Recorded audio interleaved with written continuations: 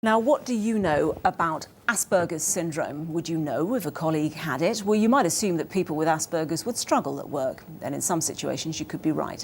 But did you know that people with Asperger's actually are exceptionally good in a crisis, for example, and have an ability to focus on detail that eludes the rest of us? Dr. Rosalind Bergman runs an organisation called Asperger Leaders, a highly successful consultant herself. She was diagnosed just a few years ago. I went to talk to her and asked her first about how she used to operate at work before the diagnosis. I would find that I could dedicate a lot of time to one particular task. So I would sit down and get completely engrossed in one thing and spend the whole day doing something, whereas within business, you actually need to divide your day up into different things. So until I actually realized the reason for me doing that, I thought, well, then it must be the right thing to do. I seem to work best that way. Let me just, work on the budget the whole day. Rather than anything else, just do that, nothing else. Don't take calls, don't do emails, just do that. And obviously that doesn't work very well. What advantages do you think you have in a business context over somebody who doesn't have Asperger's? I think we see things in a lot more detail than the general person does. And although, yes, we compartmentalize certain things, we also do see it as a big picture, but in specific streams. So we'll see a lot of detail about that, a lot of detail about that, a lot of detail about that. But then we can see a big picture of those little ones together rather than mixing it all up. And I think that level of detail actually tends to be very creative. So you'll find a lot of people with Asperger's, especially in leadership roles, tend to be very creative people as well. I think that's quite an advantage. Now, change is part of the business environment, isn't it? Now, you're a change consultant, which, if you don't mind me saying, seems a bit of an odd choice for somebody with Asperger's, because one of the understandings is that people with Asperger's don't particularly like change.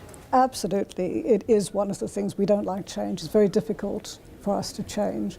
We have accepted ways of doing things that work for us.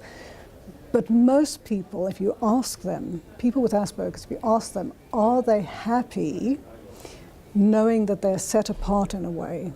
They'll say no. Actually, I would prefer to work better with people. What about crisis situations? Again, in the business environment, sometimes we have a crisis we have to deal with immediately, and then we have longer term problems. Where do you perform best?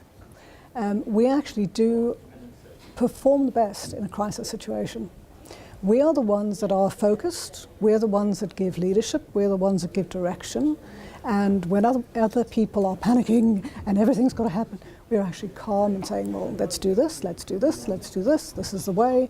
And that's not only in work, that can be if there's an accident in the street. People worry about having labels attached to them, be it dyslexia or anything else, or Asperger's, because there is a lack of understanding. There is certainly ignorance in business and in the wider community as to what that might mean. Did you not worry about that? I had to make the decision. Obviously, I consult. Going into my clients, do I actually tell them that I have Asperger's or don't I? And it's interesting. There's times where it's not necessary for them to know, it just isn't necessary, but there are other times where I'm doing such an intensive program with an organization that it's worthwhile that they know. A lot of people who are in leadership positions who have Asperger's have never told their organization for fear of having a stigma on them, having it limit their career in some way. And I think that's very sad. Dr. Rosalind Bergman there exploding a few myths about Asperger's.